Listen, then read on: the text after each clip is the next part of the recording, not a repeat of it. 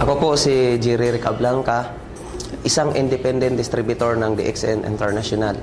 55 days lang po ako sa grade 1, pero ngayon, isang sa rising star ng DXN International. Kung paano ako napunta rito, mahabang istorya yun. 5 taong gulang pa lang ako noon namatay yung papa ko.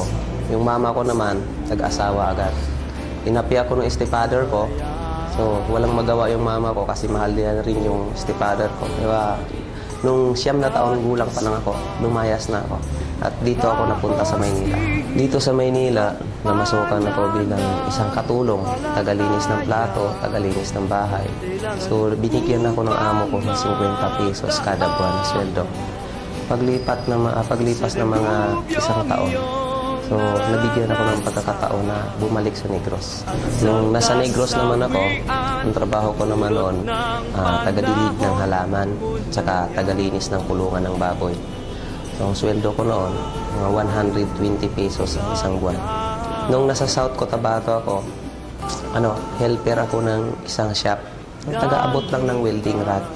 Hanggang mating yung time na naging vulcanizer din ako. So, pagkatapos ng naging vulcanizer, kumbaga mas malaki pa yung gulong kaysa sa katawan ko, lumipat ako, nanghas ako na maging pahinanti. So, noon pa man, pinilit ko talagang gawin lahat dahil nasa pakalaki talaga yung pangarap ko sa buhay. Napunta naman ako sa Bungtod, Tagu, Surigao del Sur. Ang trabaho ko naman doon, taga-feeder ng sugpo. So, as ko, 800 pesos na isang buwan. Ngayon, 19 years old na ako noon nang nadiscover ako ng isang technician na hindi pala ako marunong magsulat o magbasa. Naawa siya, tinuruan niya akong magsulat ng pangalan, apelido. So, pinagtiyagaan niya ako sa loob ng 6 na buwan hanggang sa natuto. So, sa kauna-unahang pagkakataon sa buong buhay ko, doon ko palang natutunan at malaman kung paano magsulat ng pangalan ko at saka apelido. So, magmula noon, nagkalakas loob ako na pumunta ng Maynila. Kasi alam ko wala akong pera noon. Wala ko rin akong matitirhan. Pero naniniwala ko sa sarili ko na ang success sa isang tao ay hinahanap yan. Sabi nga doon sa libro na basa ko, success is not destiny, it's a journey. Pero hindi pala ganun kadali yun. Nung pagpunta ko dito sa Maynila, nung maghanap na ako ng trabaho, napakahirap palang mag-apply dito pag wala kang pinag-aralan. So imagine, pag nag-apply ka, hinahanapan kanila ng requirement. Eh pagtingin sa biodata, ni grade 1 walang tinapos. Kaya walang tumanggap sa akin. So, ang bagsak ko, construction worker. Dahil wala na akong ibang mapuntahang trabaho, kundi yun lang. So doon, alam kong napakahirap yun. At hindi bagay sa katawan ko. Pero yun lang ang trabaho na tatanggap sa akin. Kaya umabot din ako ng mga 7 taon. Pero kahit nandun ako sa construction, nanghas pa rin akong mag-apply ng ibang trabaho para baguhin naman yung estilo ng buhay ko. Kasi napakahirap talaga. So, nag-apply ako bilang gwardiya. OJT ako noon. Halos 4 na buwan din ako nag-OJT. Taga-saludo lang ako ng mga dumadaan. So, galit sa akin mga kasamaan kong gwardiya kasi kahit taxi na dumadaan, sinasaluduhan ko. So, dumating yung time na may nagtatanong ng English, hindi ko may sasagot dahil hindi ko maintindihan. Hanggang sa natanggal din ako, hindi rin ako pumasa. Akala ko, wala na akong pag-asa sa buhay. Kasi hindi na ako makahanap ng ibang trabaho. Akala ko noon, sa construction worker lang talaga ako nababagay. Pero hindi pala. Hanggang nabigyan ako ng pagkakataon na nakita ko ang DXN International. At dito pala, magsisimula na magbabago ang buhay ko. Dito sa DXN International, tingin ko, ito na yung napaka-perfect company. Kasi walang hinihingi dito ng requirement. May pinag-aralan ka man o wala. Mahirap ka man, mayaman ka man. Welcome ka rito sa DXN. Dito, nakita ko talaga na napakaganda yung marketing plan. So, kahit wala kang pinag-aralan, ang dali intindihin.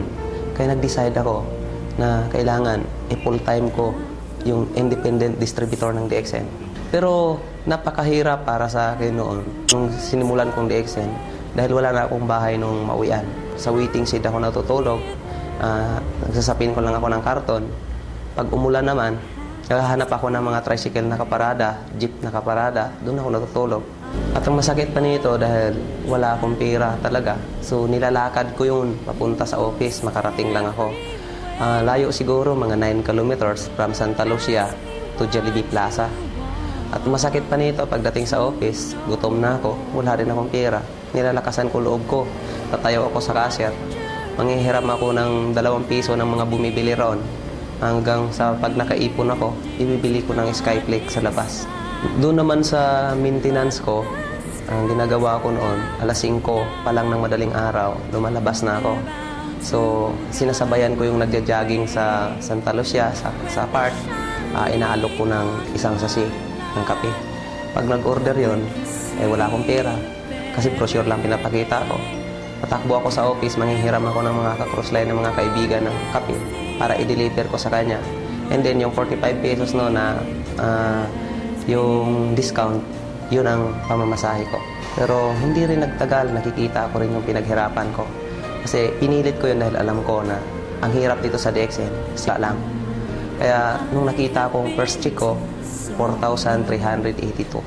Second check ko sa DXN, 7,914. Hindi ko sukat akalain. Pangatlong buwan ko, 30,251. 27 days ko lang nakuha ang star agent position. Then, 2 months and 11 days, nakuha ko po yung star rookie. Kaya napakadali lang ho sa akin para naging rising star dito sa DXN. Magmula noon, nakahanap na ako ng magandang tirahan kahit nag-a-apartment na ako. Hindi na ako sa waiting seat na natulog. Ang pinakamagandang blessing sa akin ng DXN, 9 months pa lang ako, nakapunta na ako ng Malaysia.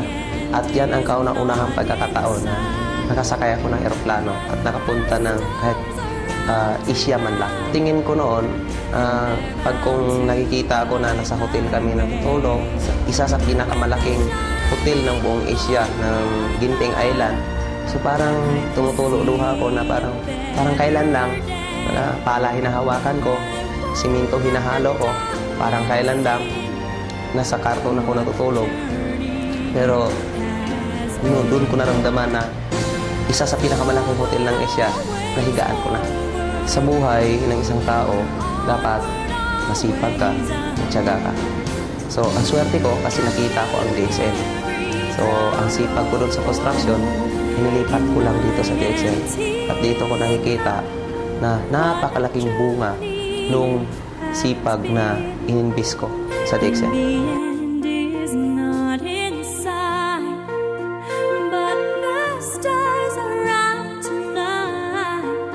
And they're bound to guide my way. When the shining of my life, I can see a better day. I won't let the darkness in. What a journey. Ako si Jerry Ricablanca, isang independent distributor ng DXN International, Rising Star. Kapatid, kung nakaya ko, kaya mo to.